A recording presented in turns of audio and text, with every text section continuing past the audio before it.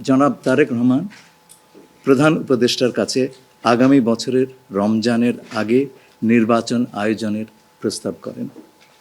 দলের chairperson Begum Khaleda Xiao মনে করেন ওই সময় নির্বাচন অনুষ্ঠিত হলে ভালো হয়। প্রধান উপদেষ্টা বলেন যে তিনি আগামী বছর এপ্রিলের প্রথমার্ধের মধ্যে নির্বাচন অনুষ্ঠানের ঘোষণা দিয়েছেন। সকল প্রস্তুতি সম্পন্ন করা গেলে 2026 সালের রমজান শুরু হওয়ার আগের সপ্তাহেও নির্বাচন আয়োজন করা যেতে পারে। সেক্ষেত্রে সেই সময়ের মধ্যে সংস্কার ও বিচারের বিষয়ে পর্যাপ্ত অগ্রগতি অর্জন করা প্রয়োজন হবে।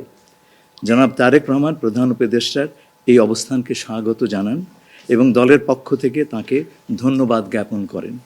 প্রধান উপদেষ্টাও জনাব তারেক রহমানকে ফলপ্রসূ আলোচনার জন্য ধন্যবাদ জানান।